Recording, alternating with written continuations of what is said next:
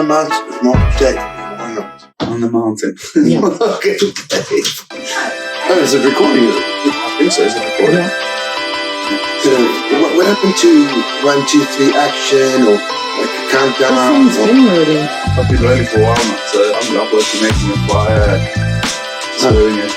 For extra content. All right, well, let's cue this in so that you know where to go.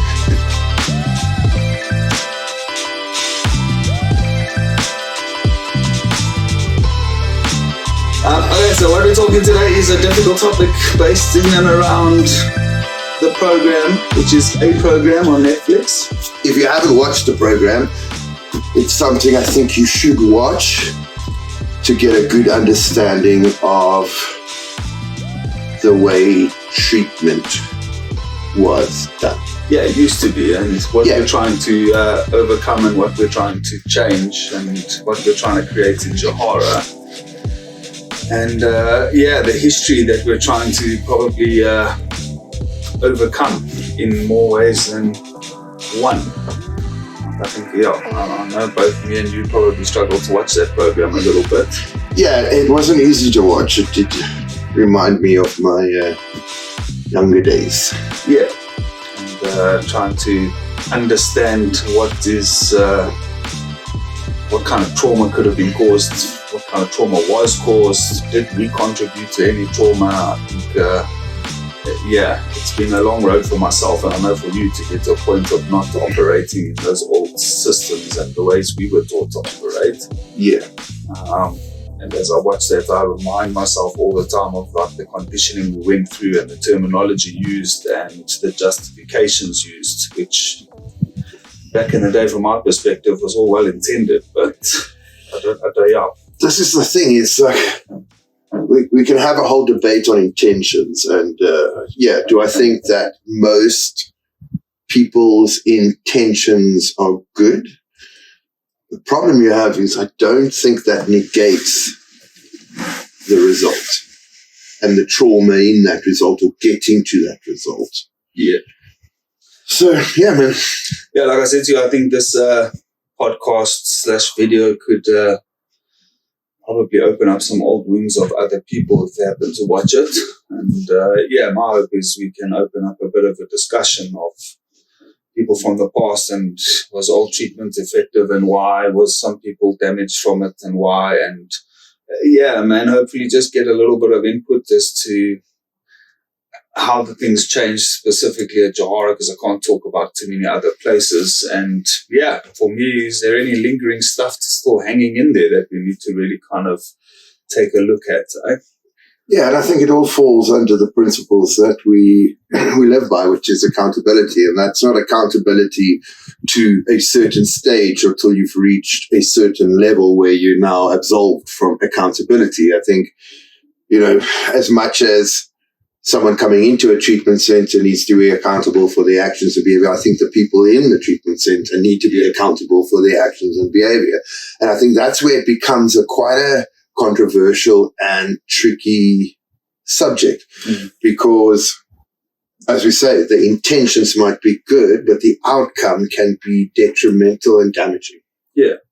Over the last couple of years, probably a couple of years ago, I've had a few chats with some ex-residents from way back in the past who obviously, we were busy treating, but they obviously experienced a lot of trauma and upset that they weren't ready to manage. And it impacted their lives. And it was very difficult to have that discussion with them, understanding that that was never my intention to cause that. But then at the same time, trying to reflect and trying to understand their perspective and trying to see, I was possibly in the wrong headspace or possibly under a wrong system. So it was a really difficult thing, acknowledging what was done, even though the intention was really, really, really pure and good at that stage. Yeah, I think just in your description of it, I think looking at systematic submission rather than true surrender, I think that's an important part, because the old system is all about systematic surrender. Yeah. This is the guidelines. This is the parameter. You will conform or you're not included. Now, the problem we have with that is, although it was done in a much more rigid, black and white way. It's still principles we practice today. Yeah, this is where the topic is like very cloudy for me because, there's a need to be changing the way you live to a better way of living. That better way of living is always guided by principles. Yes. And there is always a level of accountability and openness and engaging with people to wrestle yourself to a point of behaving within a principle. So I suppose there's still guidelines of what one needs to reach or live within to maintain a solid recovery. I suppose the big difference is how are those guidelines enforced? And do those guidelines and principles and boundaries become systems of control and authority and power that actually forces people into a lesser state? I certainly know for me, like as soon as somebody wasn't reaching those principles or those expectations set, that they were kind of classified as uninterested in recovery and pushed out of the door as unwilling. And it was at that stage that my cogs started to turn to say, like, we are classifying a lot of people as unwilling because they don't want to conform to the power and control and authority. And I don't know if that was a fair classification. Well, what do you think today? Was it a fair classification or not? Yeah, it's difficult to say, man. You've been doing this a long time. I've been doing this 18, 19 years. We were in treatment in the early 2000s. Yeah. Like, times were real different there. School was real different there. And people were real different. People were real different there. Like, what was seen as correction at that stage was good ass whooping. Like, but today it's not seen like that. So I don't know if the system became controlling and power hungry because the people that were entering into the system were not the same or didn't have the same social upbringing, or whether the people in command of these systems got to a point where the power and the control and stuff got too much. I'm struggling to realize where that balance is. Yeah, so what do you think should be done different in that sense? Because look, if we talk about the essence of the program, it's all about these young individuals that obviously it was a schooling program back then, but the principles are no different to what is practice and treatment. They're brought to that facility.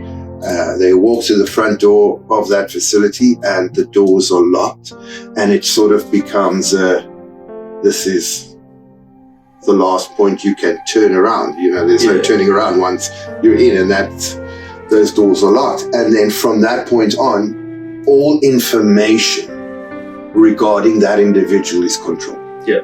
So, that control is from what they do, what they eat, what the perspective is of whether that person is conforming, not conforming. All of that is filtered. All communication is filtered outside to families. All communication within the center is filtered or banned, which is still practices used today. Yeah. So, what do you think is a balanced alternative to that? Look, I don't know if there's a balanced alternative. I just know how, like, Jahara at this stage is operating. We really, really, really try not to control any communications, be it letters or telephone calls. We don't monitor or track those calls. The only time we really block a letter is if we think it's going to damage the support on the other side, if it's getting to that abusive point. But I think there's also a big need to play very honest, open cards with the supporter. And I think the thing that Jahara is doing a little bit differently now is that we're really dependent on the supporters for holding the boundaries and not allowing the supporters to expect us to enforce the boundaries. Yeah, which is quite revolutionary, because the reality of the matter is it was always, you're in the system, the system holds the boundary, and that's it. Like, you're not going to get out without the system agreeing. And today you can't really run it like that, because that's ideally or essentially creating a prison for the person to be in. Yeah. Regardless of how comfort or what the comfort level of what let's say, the luxuries that individual gets, it's still a prison of the body and a prison of the mind. Yeah. And now you're saying that moving it over to the supporters for them as a family to decide, well, look, are you ready to leave? Are you not ready to leave? What do you mean by that? It kind of like, well, I suppose if the supporters gives all the power to the centre and kind of drops their loved ones off there and says, right, until the centre says you're ready to go, we're not engaged. And the centre kind of gets given the right or the unspoken right to do whatever they need to do to make it happen. The centre then becomes the voice of the supporter, and the supporter has no input into the thing, whether we like it or not. The only feedback the supporter's getting is their loved one is misbehaving or we're having a difficult time, but we're keeping the boundaries. But that does, in abdicating that responsibility, it's shifting too much power into the centre. And so if one shifts that power back to the supporters to say, look, we're not advising this person leaves, but unless you can buy into the treatment and unless you can convince your loved one to buy into the treatment and unless you can enforce a boundary to say, look, you guys are doing treatment or we need to find another alternative, like we can't be the one enforcing that boundary and then, filtering the information back to the supporter. I think also just maintaining an open line of communication between the loved one and the supporter that's not being manhandled or filtered by the centre is also certainly allowing us to be held accountable. And we got to be able to trust that we have enough integrity and enough honesty and enough openness and transparency that no matter what the resident is selling on the phone, that we don't have to fall into the trap of saying, well, they're not being completely honest, because we both know as soon as that phone call comes, the centre gets trashed and tarnished, whether it's true or not. Which is the thing, and this is the reality. Like, whether it's true or not, it sticks. Yeah. Like, because of the way treatment is done, because of it is a confined space, that sticks regardless of whether it's true or not. The question I guess I'm asking is, when dealing with severe or chronic addiction, there is a level of pushback that is needed, not necessarily towards the individual, but towards the addiction within the individual, which can be quite volatile on a good day. Now, what is the balancing act that you think is best in that situation? Look, I think what we've experienced and found over the last couple of years is, number one, if we don't have this full-on system of controlling every movement and enforcing consequences and trying to catch people out and trap them and force them into a position of conforming, the person in treatment finds it really, really difficult to challenge a system that doesn't really exist. So automatically removing that system means that there's no loopholes for them to find. There's no power struggle within the treatment staff and the resident. It alleviates about 80% of the problems. I think the next best trick or weapon or approach we have at this stage is to put the responsibility back into the addict's hands. Right. So you don't want to be here. So what's next and what are the consequences to those choices? Like, if you want to carry on your addiction, no problems, but what is the consequences and outcome of that? A lot of guys don't want to give up the resource of the family. They don't want to give up the support of the family. They don't want to walk a hard life. So there's not much that they hold in terms of being able to just disappear. Now, I don't know if that's Jahara's getting people that don't have such intensive street addictions, or whether the intensive street addictions have become less over the last 20 years. But we certainly find that it's not as intensive as what it was 10, 15 years ago. No. In my experience over the last decade or so. Yeah, and I think the thing is, with Jahara having an open gate policy, and it's quite comfortable in the sense that if you don't do something, there isn't really a consequence towards that. It's more a look at, okay, cool, why are you not doing that, and what is really going on deeper, rather than saying, okay, cool, you haven't done, let's say, your morning duty, so you're going to wash dishes for a week, which is become a fundamental principle of, like, we're not going to impose systematic consequences on you, but we're going to allow life's consequences to unfold. And in most of the situations, it is either your room gets frustrated with you because you're not cleaning your room, or nobody really accepts you into the culture that is going on because you're not really part of that, which is not a center-infused thing. It's more a community approach, which seems to be quite good. But I'd agree with you. The biggest problem we do have, however, is that because communication is not monitored or anything like it used to be in the old days, a resident will basically flat out say to us, yeah, I'm probably going to go out and drink and use drugs and all that. But the minute they phone their family to say that they're like, oh no, this is not working for me, I'm not getting enough one-on-one counseling sessions, and we don't stop those lies. And I think the scariest part for me in that kind of thing is that the parents then buy into the lie of the addict and take them home. Yeah. And then 2 weeks, 3 weeks down the line, when it bombs, it becomes the treatment center's fault.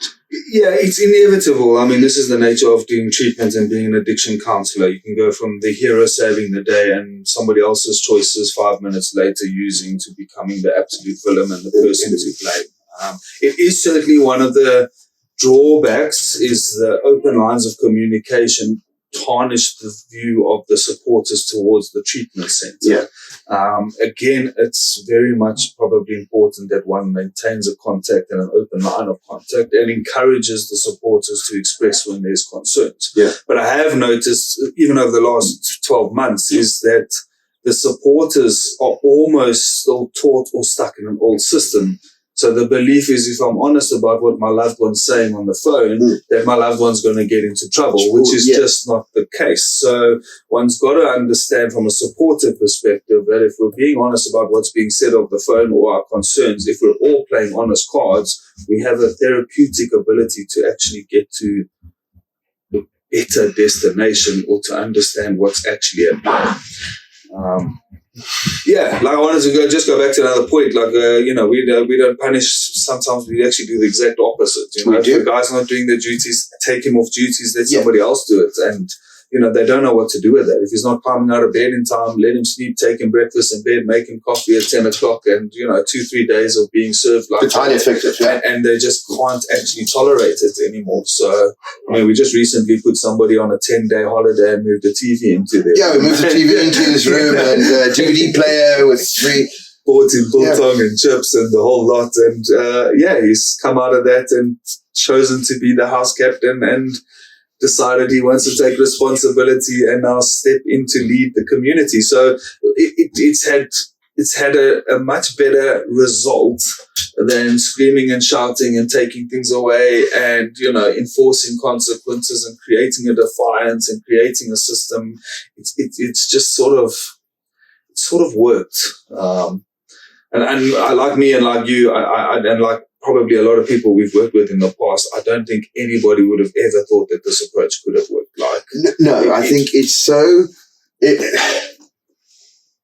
out there and very much against the standardized way of looking at how you treat addiction, thinking that should I take the system away, then everything will fall apart. Yeah. However, though, what I've noticed is as you take the system away, there is a personal responsibility to an own creation of system that seems to come into play. Something like that's not for everyone. You do get your 1, 2, 3, 4 out of 40 that are chaos seekers or chaos makers. Yeah. So they'll take that line and see how far they can push that. Yeah.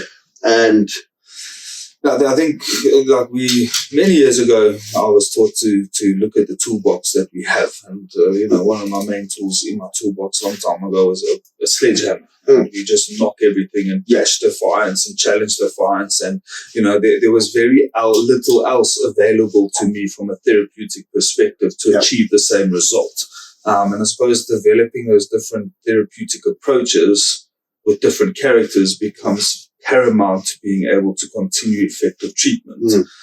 There is obviously a scope, and there are obviously the few individuals that just do not fit into the scope of what Jahara can offer. But those are very few and far between. Yeah, so what is your advice on those people? So, I'm playing devil's advocate and being interviewer today. Look, I mean, if I watch the program, I mean, we're listening to the program from perspective of some of the people that shouldn't probably have been in the program. I think the program was created for some really intensive young individuals that were borderline criminal and juvenile, and like everybody just got logged in. And I think that happens a lot in treatment as well, that there's not an absolute kind of criteria of who actually belongs in treatment versus who doesn't belong in treatment. So I think there's definitely going to be a few people that need that more intensive treatment approach, or at least some more parameters that keep them protected from themselves. But that's a 10% category of people that we're seeing. And if we're treating every single person the same, we're damaging 80-90% of patients because we're treating them like the 10% that really, really need all of those kind of controls and restrictions because they're that far gone, I suppose. Yeah, even in the program and watching it and, really looking at it from an objective point of view, there is one in that group, so a lot of them didn't actually belong. Yeah. Like, I think that's the first mistake that was ever made, is that they didn't belong in such a critical behavior modification program. Yeah. But there is the heroin addict, I think from Mexico, the young girl, that I did find myself through watching it wondering if she would be alive today if it was not for that program. Yeah. So there might be trauma involved with her, but she was overdosing, close to death, suicidal so many times. Today, cool, her purpose is against that center, but she has life because of that center. So now, this is something that sits with me because we used to use the success rates to justify what we did and not give too much credit to the people that weren't becoming successful. Correct. And I'm certainly no way saying that all of the programs that we've been involved in the last 20 years hasn't produced phenomenal success stories. And I'm sure there's many people that can attest to the fact that some of their greatest times were in these systems and these programs, and that their lives changed dramatically. But I think it has certainly come to a point in today's society, at the very least, that we have to create something better and something different. The power and the authority lines for me there, that was what really kind of broke the entire system at the end of the day. And I think it's too easy for people to get into positions of power and to use that control for their own kind of ego and their own sort of validation. Absolutely. And that damages people. And I don't think we can justify a success story to the damaging of the people anymore. We have to find a way to get the same success without the damage. I guess that is the ultimate goal for somebody that wants to help another human being. Is like, how do I help you make it as sustainable and long-term as I possibly can without creating any more damage within you? So on that note, what do you think the future of treatment might possibly look like? That's a tough question, David. I think I'm going to need some help to answer that question. I don't know if one can really define the future of treatments. I mean, we can define what we're looking for, but for me, it's extremely important that we do not get complacent in one sort of approach, that we're constantly evaluating outcomes and adapting and changing and shifting according to the kind of statistics we're getting at the end of the day. But I'm really seeing treatment going in the way of big, strong community bonds, big, strong recovery activities, a complete lifestyle, not change, but to provide a totally different lifestyle for people in recovery. And how do we keep that going outside of treatment? How do we bring that into society and communities and support groups? And, where do we make people that come from addiction into really thriving people in recovery that are pretty much changing the world, because that's the potential of people in recovery, is to make massive impacts on the outside. Yeah, I think the sad reality is that although the people do have the potential to change the world, they don't. Yeah. And a big part of that is a lack of education on all sides, I do think. Anything is possible, but I have principles I'm unwilling to waver on. Yeah. And once those principles are set, you really see a peace and freedom in the individual. Granted, I do agree that with the changeover of systems, it seems that it's still so new that a lot of people aren't yet fully buying in and instilling those principles in. They're still waiting for someone else to come from the outside and do it, which is problematic.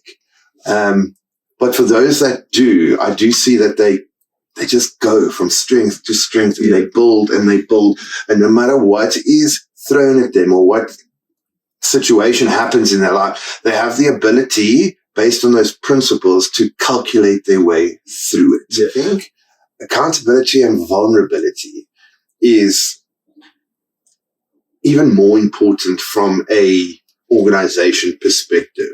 Like a big theme through watching the program, when they started tracking down the employees that actually enforced those restrictions and boundaries and abuse and whatever they called it, the excuse was, well, these were my orders. Yeah. And I think if you're vulnerable enough, humble enough, and accountable enough that an order is given that does not sit right with the organizational staff or whatever, that there is a platform and a freedom to challenge. Yeah. Not necessarily in, I'm going to defy or be rebellious, but hey man, let me challenge this idea.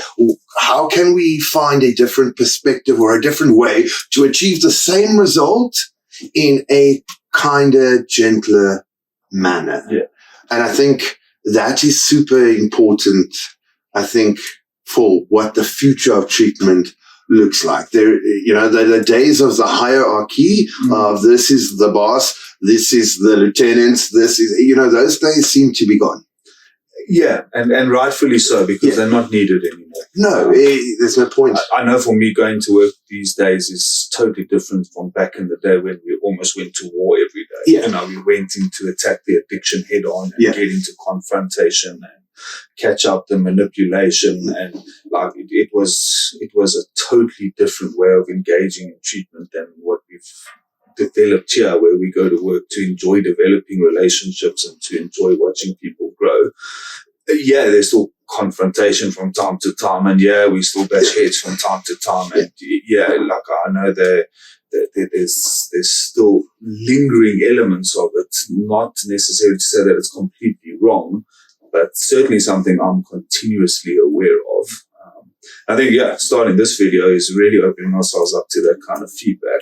The problem that I've had in the past with being in that system and being around that system is I really, truly believed at a stage in my life that my entire purpose was to protect the system. Anybody that challenged the system, I challenged right back. And it was very painful to go through a process of realizing that the system wasn't actually what I thought it was.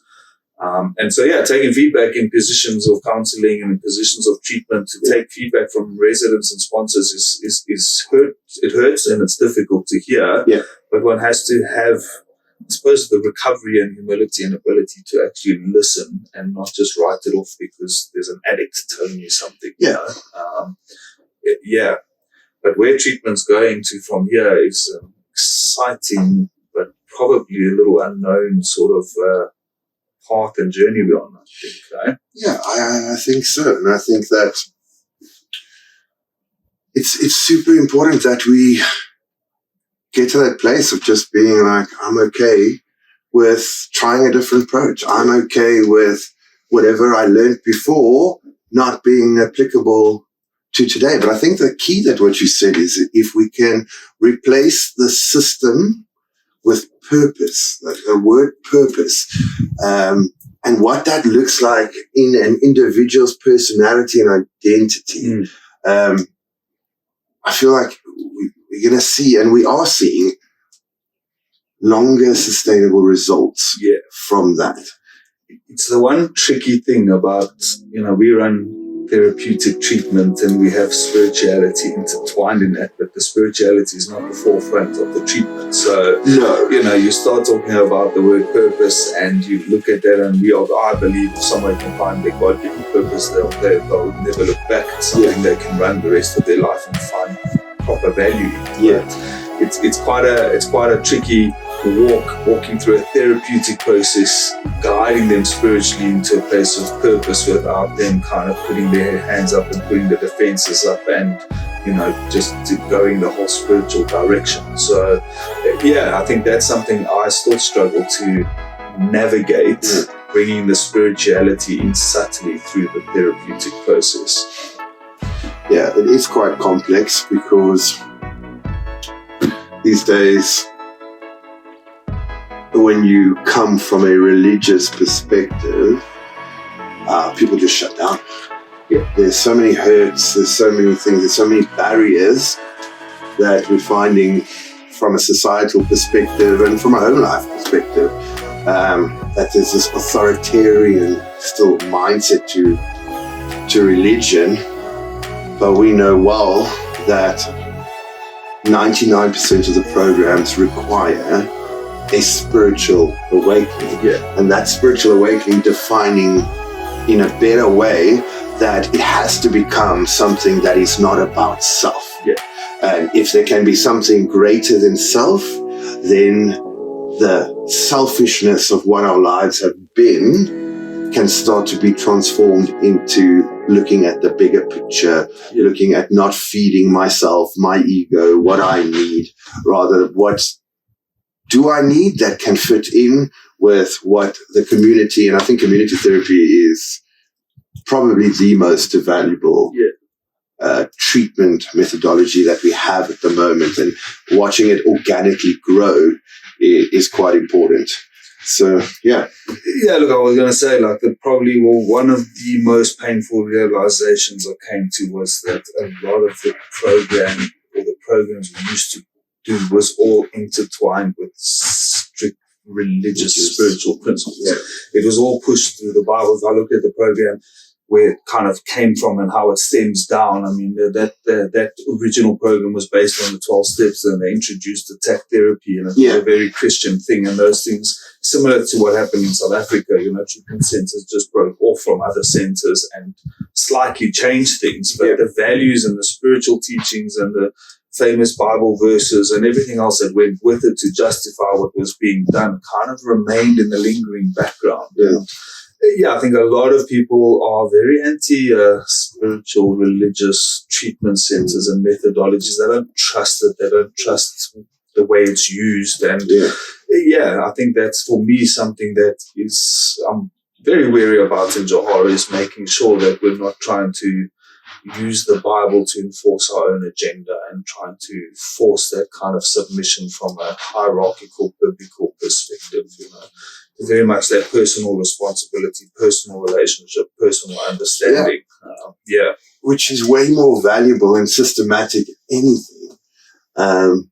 Not to say that fellowship and the principles of spirituality are not important, but coming from a system perspective, it just seems to not be sticking anymore. No. Like, it's stuck back in the old day. Yeah. But it just doesn't stick anymore. No. And I do sometimes question whether we lose a lot of that warrior mindset because the approach is softer, because we certainly do seem to lose a little bit of the people that are really, really driven and really, really kind of fundamentalists, which kind of produces some really good-looking stuff. Whether it lasts for long or not, I can't really say. But there might be a drawback and a kickback to not getting those kind of individuals floating to the top, which is potentially something we need to look at or understand. This is the reality. It's trial and error from this point on. There isn't really a handbook or manual on what it's going to look like, which is what we've come to the conclusion of. It's why we're talking about this. And I think it's humbling to talk about this, to watch something on, let's say, worldwide platform like Netflix called The Program, and watching that and to be able to relate to it from start to finish. It is a scary and sort of humbling thing, because it's definitely, we can argue, debate, negate, whatever we want. Oh, well, we do this like this, but then we have the reasons for doing that. But the reality of the matter is that is a true reflection of what treatment was. And something has to change. Like, it has to change. Like, you can't really anymore say, well, look, I'm dealing with someone from society that has a moral deficiency, because that's not the case anymore. So it's got to elevate to a point that we really start seeing the individual for the individual, and assessing what the needs of that individual requires. Yeah. The problem that we have with that is, in the treatment system, you could get away in the old days with minimal staff, raising up some lieutenants through the program with radios, because you can't give them cell phones. They're running around with radios, and they would do a lot of the workload. So a new approach means a lot more qualified staff, a lot more years in training that staff. Because even in those that don't come from that style of treatment, it seems to be the human condition to want to punish. Yeah. And I think for those that have never gone through that and have said, I will never be part of that kind of system again, we have the experience to see the pitfalls that come, and when it starts, because it creeps in very subtly. Yep. But they're really training and educating therapists on not just do what I say, but why do we do what we're saying, and always looking at what can I do better, because it's easy for you to teach and to have people follow your way. But the minute a stumbling block comes or someone doesn't respond to that, if they don't have the experience to understand, well, this is the thought process of why I'm doing it and how I need to pivot, maybe even slightly from that thought process, then all you're really creating is more robots that don't really know what they're doing down the system. But it's also that system, you're aiming to get promoted to that next level. Correct. Because that external promotion to that level makes you more valuable and worthy. And that level gives you an added percentage of power and authority and control. And then there's the next level and the next level.